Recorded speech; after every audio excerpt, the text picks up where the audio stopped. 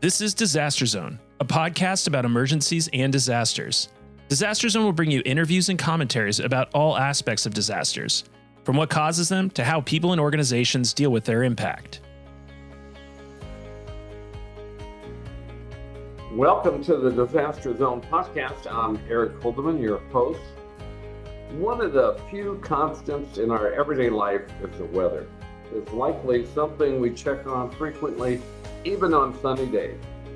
Today we'll be talking with a veteran broadcast meteorologist who has specific advice for those who deal with severe weather and its impacts on people and property.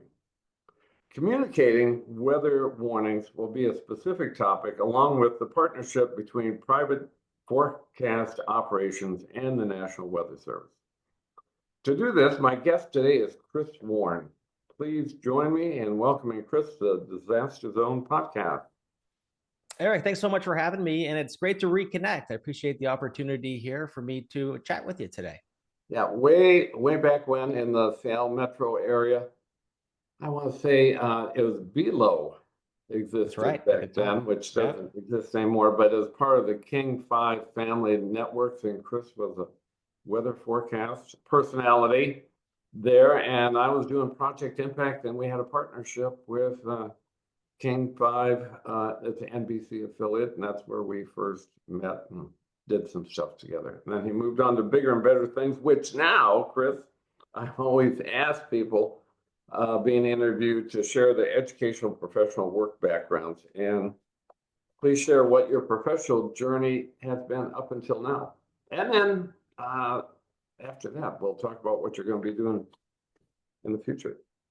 All right. So I originally started in broadcasting in Bend, Oregon, and I started right after an internship. And I started out as a reporter. I did weekend weather, and I was even doing some photography work as well. And from there, after a couple of years in beautiful Central Oregon, I moved to another beautiful spot, the Central Coast of California. I did some reporting there for a while, and with the knowing and the knowledge that I would end up doing the weekend weather. So I ended up doing the weather there, some feature reporting, a jack of all trades as far as broadcasting goes. And then from San Luis Obispo is where I decided to focus on weather full time. And then I moved back to Bend to do weather full time. And then from there, I went up to the Pacific Northwest where I grew up, to Seattle. And in Seattle, I worked at Northwest Cable News, which was part of that Below and King group. I ended up working at King 5 doing the weekend weather, and Eric working with people that I grew up watching. So that was a real treat being able to do that. And then I had the opportunity to go to the Weather Channel in 2009. And from there, covering all different types of events, doing it all. The disasters, unfortunately, they had to cover, some of the big storms we've had to cover. I have certainly learned a lot in what has been well over 2 decades in broadcasting. Okay. And then why don't we just talk about now, because I remember this is how I knew to contact you. It's either on LinkedIn or something. I saw a story where Chris Warren was leaving the Weather Channel, and I thought, well, that led me to reach out to you. What's next with Chris Warren? Well, so after so long being in broadcasting and doing so much at the Weather Channel, I'm able to kind of take a little bit of a break right now and really try to find out what's next. So taking a big breath right now. And I took a strategic communications course. I got my master's in strategic communications about 5 years ago. I'm part of a capstone project in the master's program. I created New Season Communications. I formed an LLC afterwards now. And the idea there is for coaching, consulting, communication strategy to help organizations better connect with the public. And specifically in the field of science, safety, and crisis response. I've seen so much throughout the years at the Weather Channel. I have a background in broadcasting from Washington State University, also meteorology through Mississippi State University, and a minor in psychology. So all of that coming together, I've been so aware of the importance, not just the forecast, but the importance of communicating that forecast, because the best forecast is useless if it's not properly communicated. And that goes with any message in a crisis situation. Yeah. I mean, it mentioned something there that I would talk about with warnings. First of all, you have to detect something bad is happening or is going to happen. Then you have to issue a warning about that, directing people on protective actions do. Then the most important piece is that they actually do something, right? Which you don't have control, but sometimes it's how you communicate is very important, which is what I think you're talking about. Yeah, and it's so complicated as well. And so again, I'm just kind of still trying to figure it out, Eric, right now. I still love broadcasting. I have a passion there. I have a passion for storytelling, strategy, and of course how it goes to impact. So whether I end up in the corporate world or somewhere in front of or behind the camera in broadcasting or public affairs, I'm just really taking the time right now to figure it out. But what I do know is that I'm passionate about communication. Okay. And so why did you leave California, San Luis Obispo? I know that area only because Naval Postgraduate School is there, and they have a Homeland Security graduate program and also executive leadership program. So I spent 4 weeks down there. Seemed to be pretty nice. You know, it was, but it was really a time in my life where my contract was coming to an end and I had to choose whether to, stay on for another couple of years. And it was right after 9/11. And my brother just had a baby. So I was homesick. I wanted to be a day's drive instead of a day's flight to get back to see my family and, his young daughter. So that was why what really tugged me back to Bend. And then from there, I got a little bit more ambitious and I wanted to, get a little bit more, something bigger, maybe transition into something. Yeah. In Seattle. So I ended up going back up to Northwest Cable News and doing some freelancing there, which turned into a full-time job. Okay. All right. Very good. Well, why don't we get to the meat of what we want to talk about? And so you're a veteran weather forecaster. What is it like to communicate weather warnings from a broadcaster's perspective? It is probably the biggest responsibility that we have.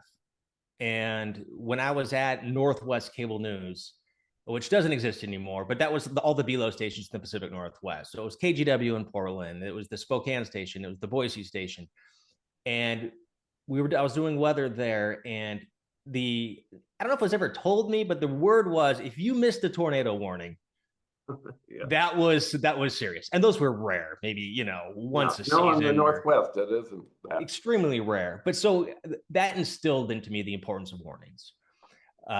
Not all warnings, of course, are created equal. There is the difference between a warning that is being reissued versus a warning that just came out. There are flash flood emergencies, there's tornado emergencies. But knowing that you're getting that warning, somebody needs that information, and you need to communicate it in a clear of way as possible, in a way in which is meaningful for somebody that they can take action. Okay, and you've covered all types of storms from a studio and then in the field before, during, and after a disaster. Does the location change anything from your perspective, or is the mission always the same? You know this, I'm an NBC nightly news guy, still have been since I was 13. I'd come home and watch the Vietnam War with Chet Huntley and David Brinkley. So I'm old. But, there's the guy standing out in hip booths in the flood event reporting on how bad it is. But what's the difference besides maybe wearing rubber boots and you're not wearing them in the studio as far as communicating the message, because that's what we're talking about today? Well, you're right. The mission is the same. There's going to be some different strategy and some different tactics. And there's definitely pluses and minuses to each. Being in the field, you're able to look people in the eye, and getting that communication off camera with people that are potentially being impacted or are being impacted or were impacted by a natural disaster really helps you communicate and convey what is actually happening. So you get that absolute ground truth of what's going on either before or after. What are the biggest concerns? So that really, you get into the reporting of it. And that helps illustrate the message. Of course, when you're able to illustrate a message, whether it's visual storytelling or seeing it or describing something, it's more salient for people, right? So that's in the field, a huge benefit. When you're in the studio, you have more tools available to you. So in a breaking news situation, if you're showing video, I remember in 2011 with the Japan earthquake and tsunami, we were on late night of our regular show. At the time, it was late, and the earthquake happened. We're like 10 minutes away from going home. It's like 2:00 in the morning. And I thought, oh my goodness, this is bad. This is bad. So we reported on that. And then it turned into we're getting video in of the tsunami happening live. And I'm with my co-anchor. And the fact that we're in the studio, I'm able to, when we're not on camera, to do some research on my own. Or my co-anchor is talking, I'm able to do some research. Or if we're lucky, we have somebody that can feed us a little information.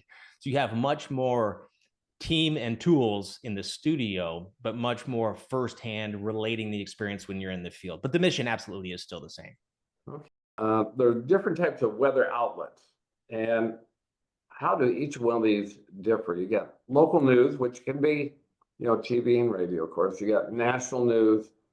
Now we have apps, and social media is playing a bigger role. So how does the weather get transmitted via all those different methods? Well, first off, Eric, I would say that there is absolutely value in every single one of them. I've contributed to every single one of them, and I use every single one of them. It's just, you have to know what you're getting out of each. What are the strengths? What are the weaknesses? What do you need? I started in local news. I love local news. Yeah, even when I was in high school, I watched a ton of local news, and that's a big reason why I got into broadcasting, was because I just enjoyed doing it, and watching it, and so I wanted to kind of be a part of it. So with local news, you have the advantage that the communicators, the forecasters are also shared stakeholders in your own city, right? Your own area. So there's going to be a little bit more local attention, a little bit more perhaps expertise, we could say, on the local side. And national is like a great way to get the overview, right? To figure out what's going on. If you're a traveler, as far as weather goes, if you're watching one of the cable weather networks, if you just love weather, that's great. And it gives you a great overall. Another advantage with the cable weather 24-hour networks, they have the option to be on 24 hours if they choose to do so. When locals, it's a little bit more difficult with the networks, right? And so your national news, whether it's watching the Today Show or nightly news or the evening news, they're much more limited in timing. And I like to think of it this way: national news, you're going to get more of like headlines, right? So when I used to do hits for nightly news occasionally, or CBS evening news, I would have to think in headlines, and you do bullet points. You have 30 or 40 seconds to give the forecast. Yeah. Local news, you might get 30 seconds at the beginning of the show, 2 or 3 minutes for your main weather, and maybe 30 seconds at the end. So you have to think of the constraints there. You're invited to the desk at the right end, at the end of that local news, and say, "Well, Chris." Yes. And as a broadcaster, especially in local news, I knew I had to make that 5 or 7 day forecast be either 10 seconds or a minute and 10 seconds, depending on the producer's needs, right? So you had to learn how to ad lib and just speak off the cuff. The black weather forecaster at King TV. He'd been there. Oh, no, man. You're thinking of Como, Steve Poole. Steve Poole? Yeah. Was it? Yeah, and unfortunately, he's passed away, but I was asked to come in and critique a news program. And I said, well, Steve, you talk so fast, because he's covering all the weather everywhere. I said, you could slow it down. He didn't reply to me one iota, because he knew, well, that's what I got to do. Everybody wants to know what's happening in Central Washington and that. So you're right. You got to cover it all. So, and here was something else that was eye-opening. When I was working in local news, when I was in Seattle, there was a big windstorm that was happening, and a network reporter came in, and this reporter this was back when King had their, great weather deck, and people could go out and do weather hits, or they could do live reports. And this reporter was talking about a wind gust that happened during the report. Again, it was a report for the national news, and the wind report was like double or triple anything down where people were. So he was correct. That wind gust happened, but we were barely talking about it because it wasn't representative of what our viewers were actually experiencing. So that's something that was a huge lesson I learned. And that made me, even though I'd been in the business for several years, just look at reporting a little bit different when I would watch the news, and then eventually the national news. Then eventually I was part of that, and I was conscious of how that worked, and I chose what I would and would not report. All right. What about, is there such thing, there's much misinformation, disinformation out there, people. It could be Eric Holderman, and I would give the weather forecast. Are the people out there freelancing the weather on their own channel on YouTube, whatever? Oh yeah, there are a lot of people doing it now, and frankly, a lot of it is entertaining, and I think there is some value to it. But you need to realize who you're getting it from, what you're looking at, and what they're looking at. Oftentimes, they will look at a bunch of forecast models, and that can get tricky too, because you have to understand what you're looking at and how those models are used by the National Weather Service for the official forecast. Okay, all right. Well, think about severe weather. What are the communication challenges inherent with different weather hazards? And you can run through them in any sequence you want, but we're talking about hurricanes or certainly wind and ice events, floods, fires, landslides, mudslides. Really, they're an aftermath of a weather event. But what about the communication challenges with all of those? Well, let's compare hurricanes and tornadoes, right? So let's with hurricanes, you have days, if not a week and a half, to forecast and follow that through, which does have communication challenges if people lock into the first forecast they see and they think it's relevant and don't understand that it's going to evolve and change over time. Whereas tornado warnings, you might have minutes to act. And by the time that warning is communicated or you receive that warning, it could be 5-10 minutes old. The way it was issued maybe 5 or 10 minutes ago, and then you just received it somehow. So those are huge challenges. And I think one of the most interesting ones is hurricanes. And we can talk a long time about the challenges, both with communicating the risk, the probabilities, people understanding if they're actually in the risk. And so that is a really, really tough one. And I think let's talk about wobble. That's fairly new, that people would look at the diagram showing the cone on the TV and they look, I'm just outside of that path of the hurricane. And now the Weather Service, others have talked about, the hurricane, that path can wobble a little. Right. So 2 points I want to make on that. First, that wobble. And I think an analogy. So excuse me, I don't try to trivialize anything when I speak in analogies, but this is how I understand things. So think of a running back, right? They are just cruising along. Last minute, they take a quick jog and move slightly and you get burned, right? A hurricane can do the same thing. It can move slightly and you get burned, right? So that's, just the nature of chaos, right? And forecasting, and especially forecasting the weather and how the weather behaves. And then the cone itself, let's remember what the cone's called. It's the cone of uncertainty. Right. So the forecast is the line down the middle that not everybody shows the line. And so part of the misconception about the cone is that it's an impact cone. It's where you're in trouble, right? About a third of the time, the forecast ends up outside the cone, right? So the forecast is a period of time, and then the cone gets wider because uncertainty, forecast errors in the past have been off by so much. And so the path gets different. So these are huge challenges when trying to communicate what are already complicated forecasts. Well, how about then floods? I mean, what we've seen, you were around, I'm sure, for the Houston flood event where they got 6 feet of rain. That, some of these places, it wasn't that big a hurricane, but then I don't know whether it turned into a tropical storm, but it's still a hurricane. But the tropical storms, if they slow way down, they're just dropping huge amounts of water. So with floods, I think one of the biggest challenges is how's that rain going to fall, right? So you have a forecast for 5 inches of rain. If 5 inches of rain falls over 5 days, it's been a kind of a cloudy and wet week.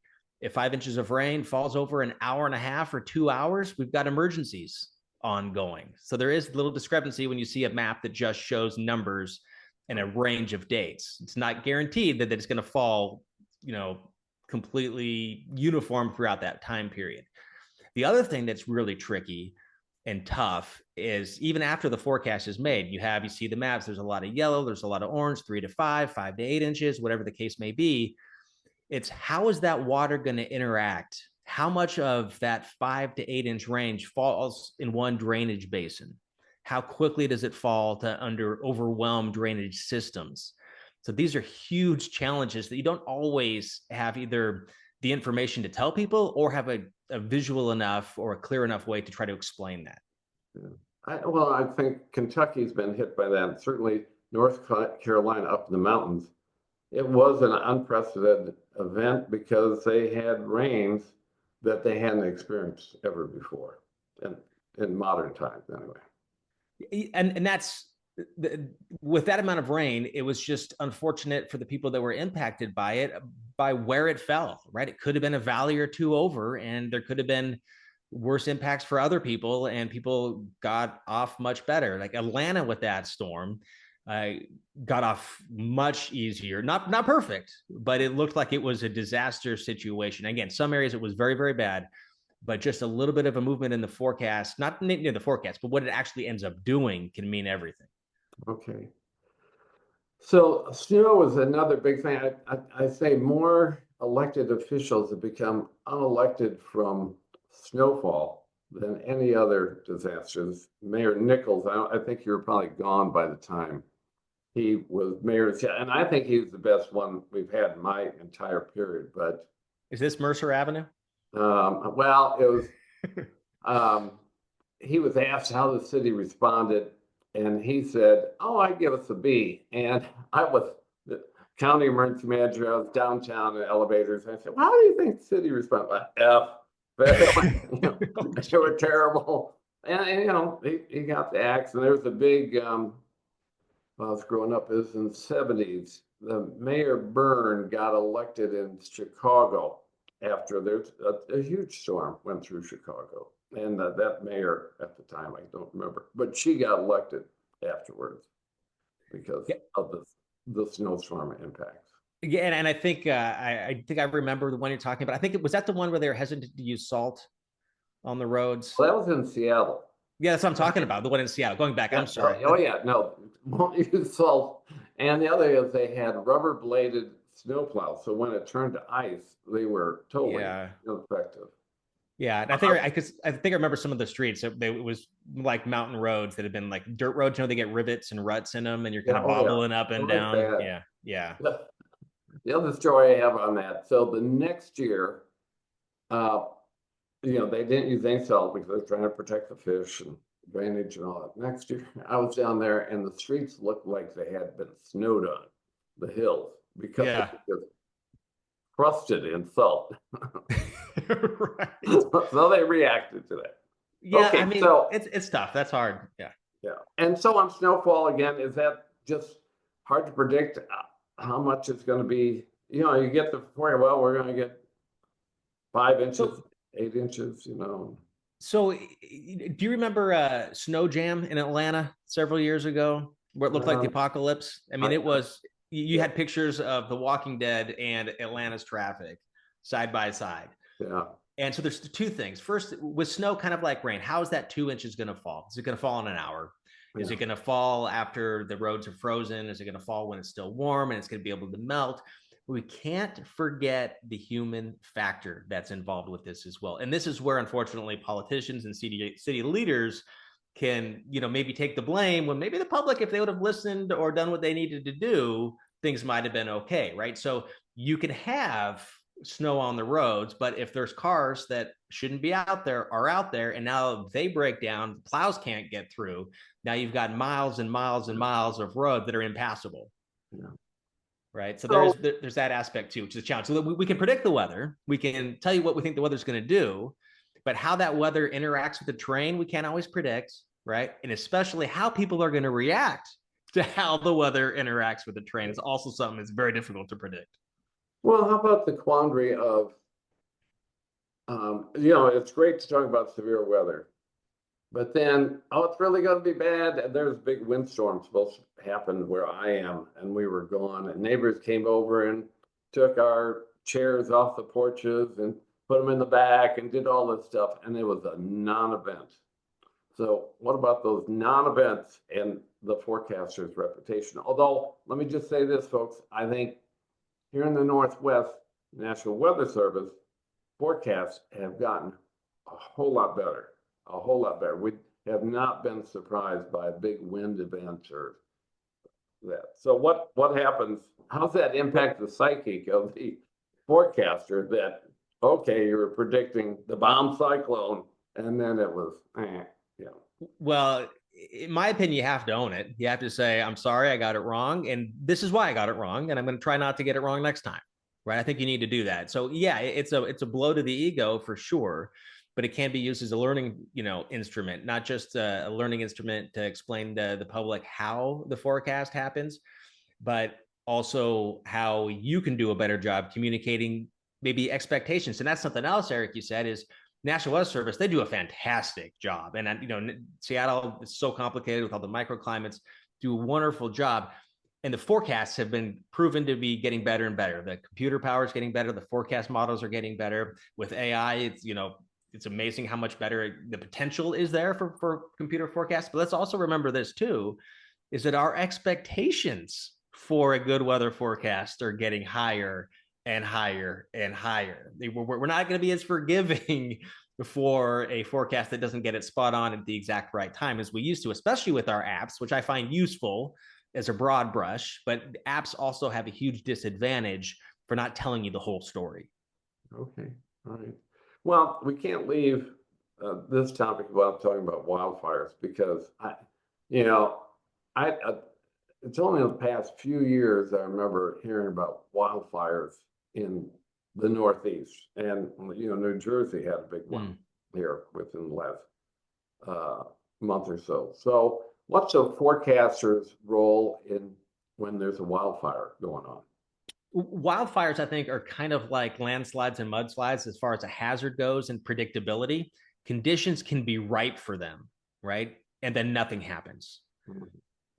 But where they happen is almost unpredictable. You can have a pot of water, somewhere in there, it's possible there's going to be, if you turn it up high enough, the heat up high enough, there's going to be bubbles that are going to start coming up. Exactly where the bubbles go, it's hard to say.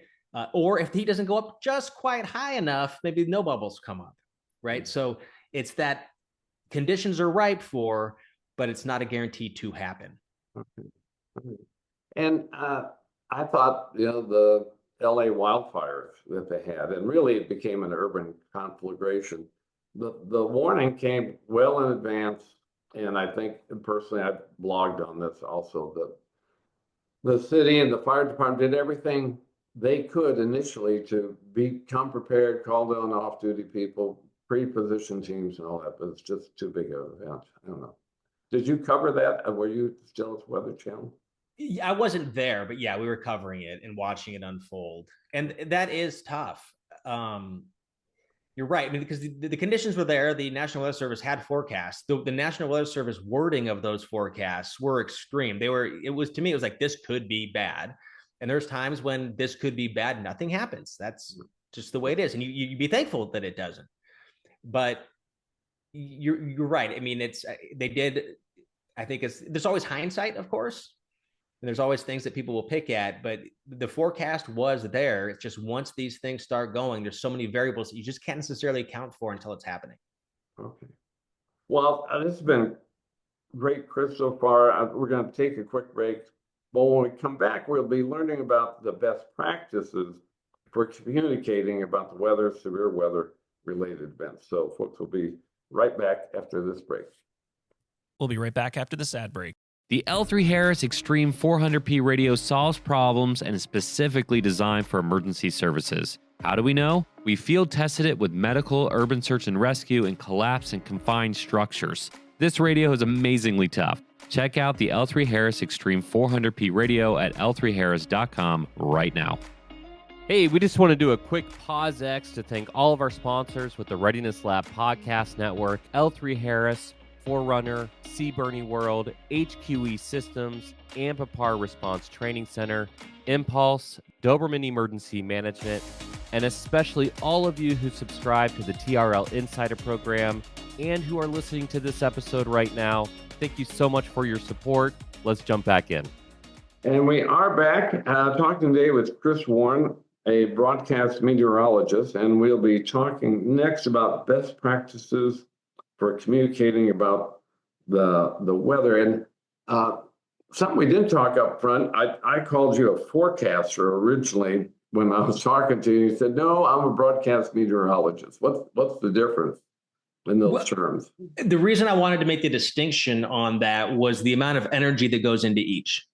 when you see me in the studio at the Weather Channel, local level is different, but at the Weather Channel where you have a team of meteorologists, you have the forecast that you are representing.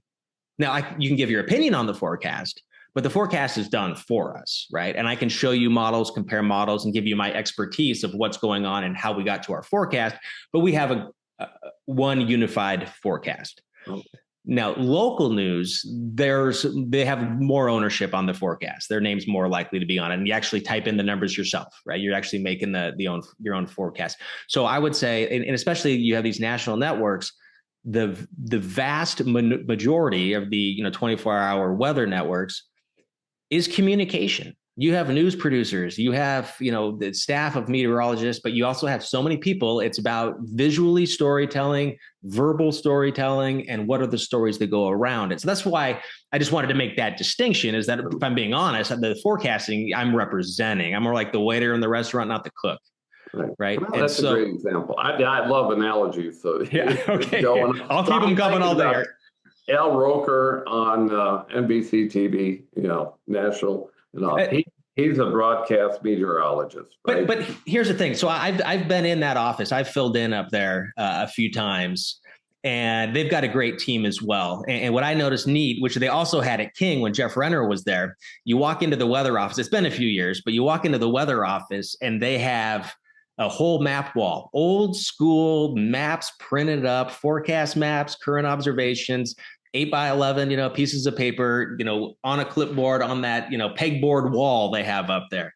So they've got a great team up there. But yes, Al's number one priority is communicating that forecast. And that's the main thing and that's the most important thing. If you can't communicate the forecast, it's useless. What's the point? Okay, we just had a guest appearance on the podcast by, I believe it's a cat. Yes, we did. And what would a broadcast meteorologist name the cat? Actually, you know what? To be honest, we didn't name our cats. We had a name picked out, but when we adopted them, they already had names, and we thought they were perfect already. It was Lulu and Larry from the L litter. They were brother and sister, and they look nothing alike. Okay. And we kept those names. Oh, well. But Larry is like 18 pounds and Lulu's 7, and I just got bombarded by Larry. Right. I always thought if I got another dog, I'd like to name him General or Colonel so I could order them around, tell them to sit and lie down. But that won't happen. Okay, so back to the weather. Chris, we said we talk about best practices for how you approach communicating weather and weather-related threats. So you've got a number of points here, and you can run through them yourself rather than me listing, but they include explain, teach, family and friends, not professors, plain uncertainty, no two snowflakes, no two storms. Can you be technically wrong if the message is right? Now, that might be interesting. And honest hype. All right. Flip it on us. Okay, so I'll go as fast as I can on each one, and you can do any follow-ups you like. Yeah. So explain and teach, what I mean by that is don't try to memorize everything. When I was in college, you remember Keith Jackson, the ABC broadcaster, Nelly, the old broadcaster from the ABC Sports. Anyways, he came and talked to us, and he had this great piece of advice. He said, know what you're talking about. Well, that sounds pretty obvious and simple, but it's so important. When I first started out as a reporter, I would try to memorize what I was going to say, and I would get hung up on the syntax. And so it becomes much easier to communicate your point if you don't try to be perfect. You just try to be clear and concise. Okay. That's what and by explain and teach, I mean, also when I do the weather, I do it I always used to say I do it for my mom, and I do it for my boss, and I do it for 8th grade me. I mean, you are first, I don't want to embarrass my mom, and I want to impress my boss, but I want to communicate on that 8th grade level that you are told to when you're in broadcasting. It's a one-way communication. You have to keep it simple. You can't be overcomplicated. That's what I mean by explain and teach. Explain what you're trying to say. You don't have to be perfect. And then family and friends, not professors. You have that empathy, and you have that natural talk with people as opposed to talking to them. You're having that conversation with them. You think about your family and friends if they were stakeholders in that hazard how would you communicate to them? Big mistake I see young meteorologists is that they have so much information from their schooling that they are so conscious of getting it right, technically right, that they might not communicate it properly, right? Then there's the plain uncertainty. What I mean by that is, Eric, we could have 2 to 4 inches. And I used to have a boss, Troy Thomas, would come in at Northwest Cable News, and he would say, I go, hey, we're going to have snow tonight here in Seattle? I was like, yeah, we could have, 2 to 4 inches. And he said, Chris, are people going to be sledding down Queen Anne tomorrow?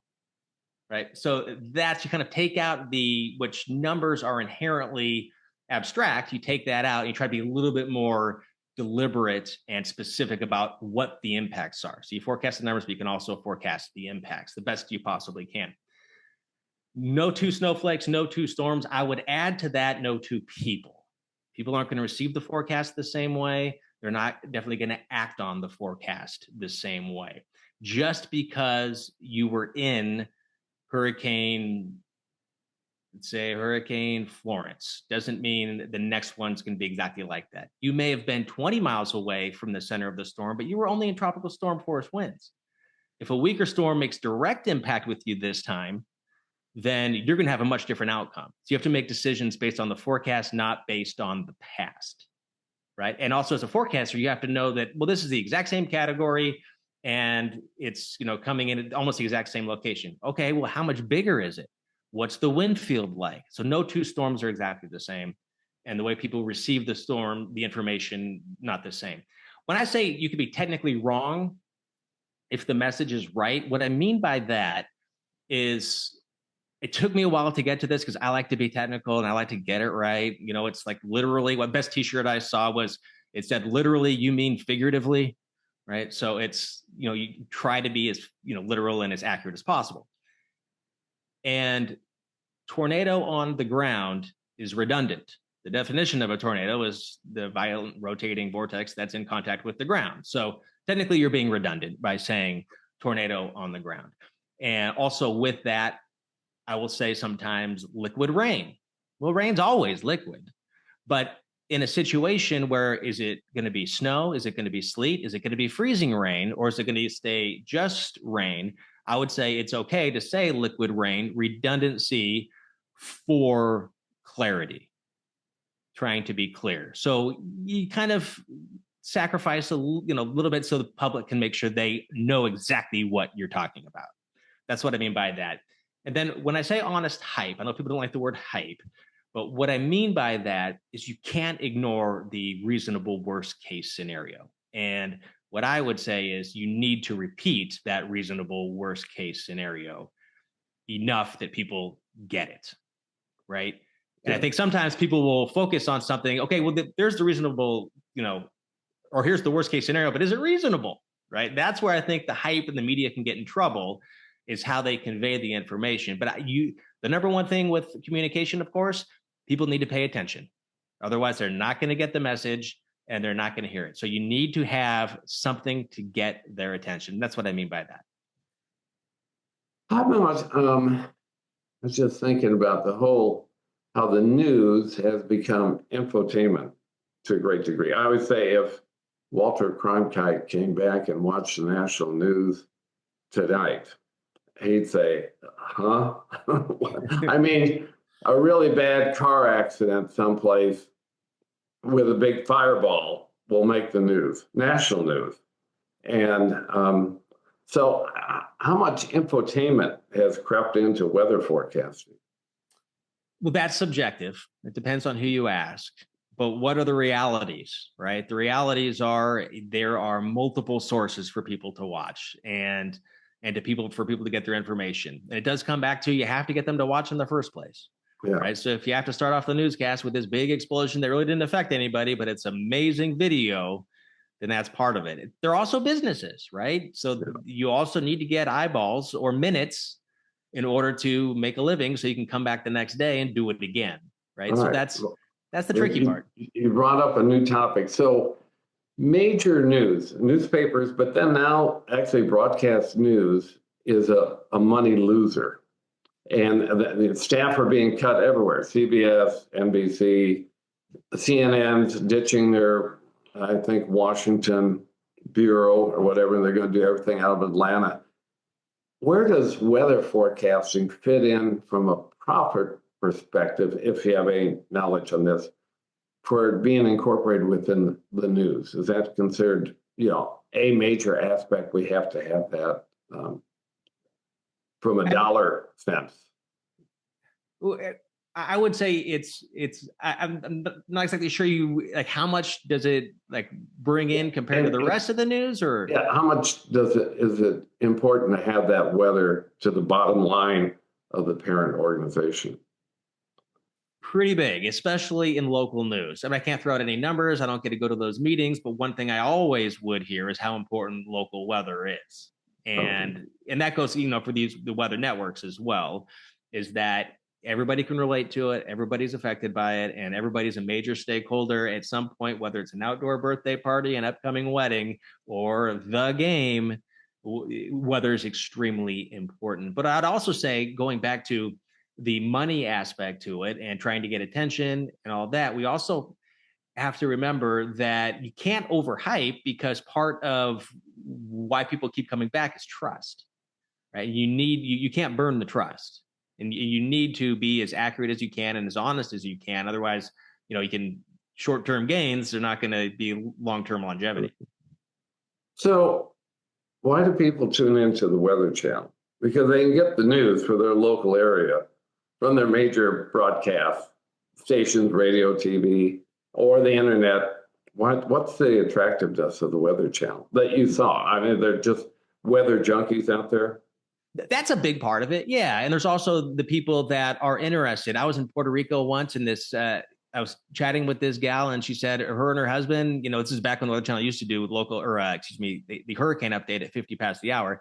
But they had a business in Vieques, a little island off of Puerto Rico, and they got the Weather Channel, and they said 50 after, we're watching, because they're stakeholders. They had a business where they had something that they were, worried about. And even if it was a, good weather day, it's like, what's coming in 2 weeks? We've got clients in a couple of weeks. Well, what's coming then? And there's people that come up when you're out in the field, and it's 99.99% of the time, nice, warm, friendly people, just excited to see it. So a lot of people that love the weather. Okay, which is good. Good for the Weather Channel and other folks. Well, thanks for running through that list. But there are low frequency, high impact weather events like hurricanes, and a chance of them being in the most damaging part of the storm is relatively low. But if you are, I got to get to my thing here. In that area, devastation can be total. How do you help people deal with that aspect of a large disaster? And I'll give you my 4 stages of denial, which I think you've seen them all, heard them all. First one is it won't happen, period. I mean, for now, the administration says climate change isn't real. We don't need to address it. That would be an example. It won't happen. Number 2 is if it does happen, it won't be that bad. I've been in hurricanes before. You get these people refuse to leave because they've rode them out before, and it's always been okay until Camille hits, or Katrina, that type of thing. Third one is if it does happen, is that bad? Oh boy, now I'm losing I'm providing too much commentary. Is that bad? No, I lost my number 3. Number 4 is if it does happen, is that bad? We'll all be dead anyway, which only 2% of the population actually dies in catastrophe. Go back to the Japan earthquake and tsunami. There's a large death toll in that, but it wasn't total. So how do you deal with all those different opinions when we're talking about these low frequency, high impact events that sometimes have been forecasted before and then petered out? That's a huge challenge. I mean, I think you're spot on with everything you said. The hard thing is, how do you explain where it is that, well, there is still that chance, right? I think of it also as like the reverse lottery. Everybody here along the coast, you've got a ticket, right? And you don't want to be the one with don't want to say winning, but the losing number, right? So the chances are low, stakes are high. very high. And that is what is really tough. And especially with I've never seen it in my lifetime. We've never seen it in my grandparents' lifetime, or the last storm wasn't as bad. And that's the thing. It goes back to trying to relate the reasonable scenarios of what could happen in the most visual way possible, and showing, well, this is what could happen. And the technology is actually getting better, where you can show, flooding on like Google Maps streets. Okay. All right. So then the other challenge that insurance companies are dealing with this right now, that we're living in a new normal world of climate change. How do you address the challenge of communicating about events we haven't seen before? That's the size and frequency. And I add duration. I think events are lasting longer.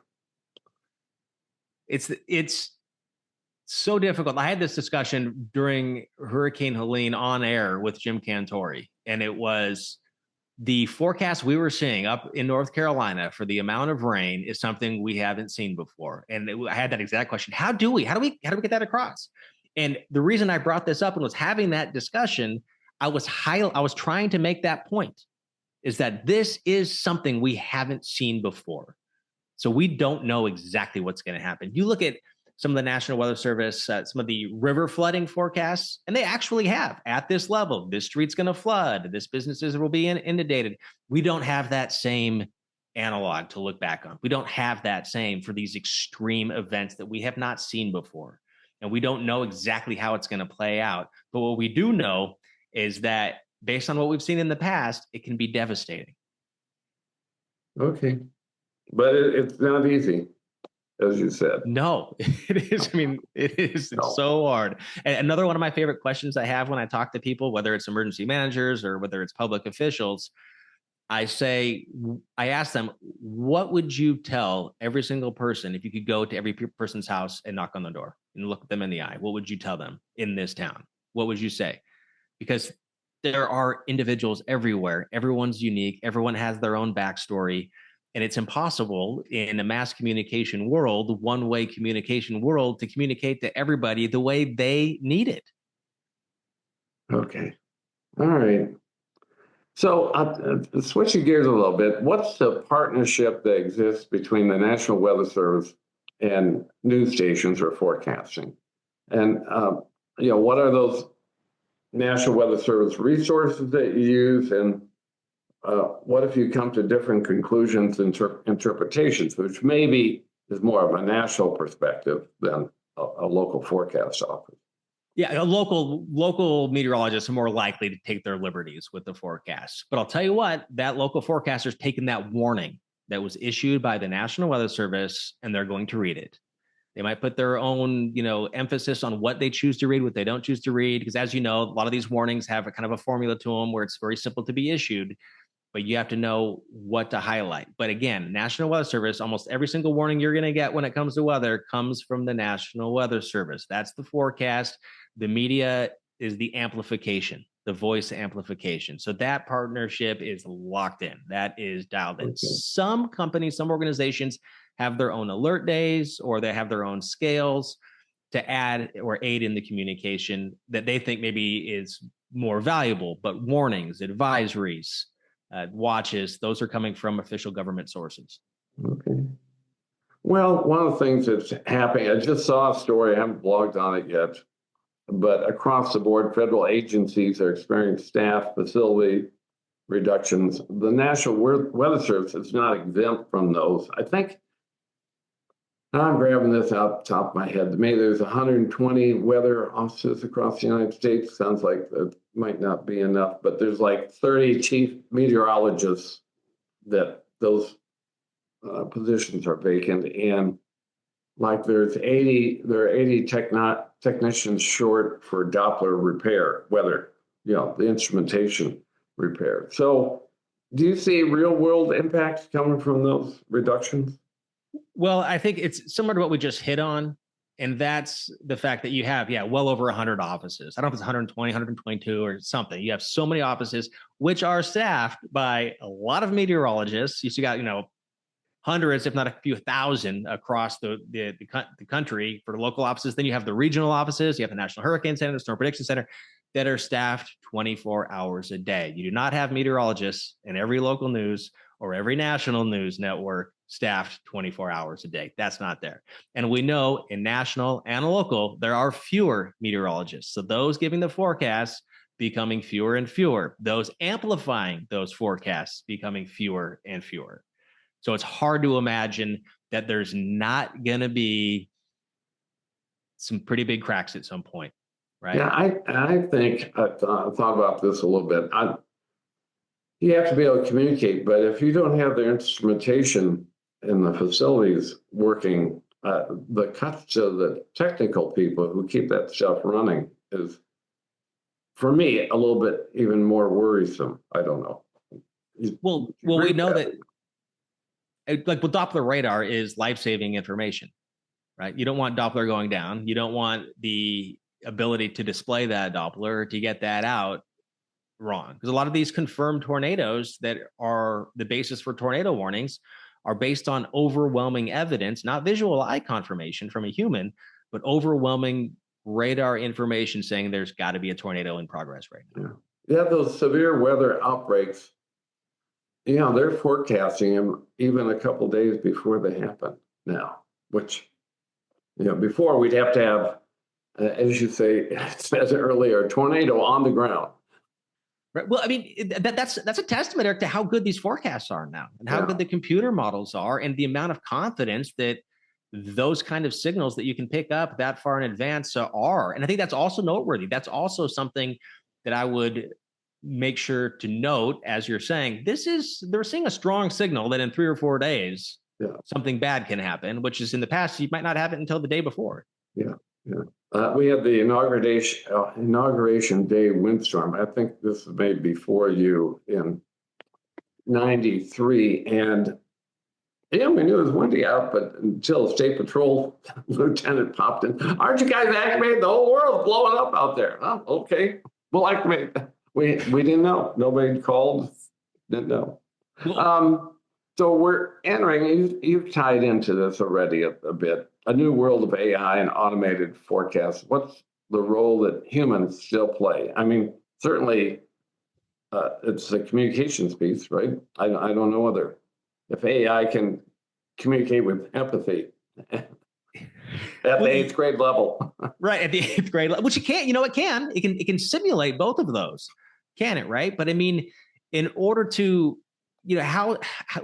how good is a AI generated person going to be with their nonverbal communication, right? If they're worried about their family and friends, is there going to be a tremble in their voice, right? And then that comes down to trust. How much are you going to trust the AI broadcaster versus a human broadcaster or an AI emergency manager for that point too? Oh, right? We'll never be replaced. We're irreplaceable.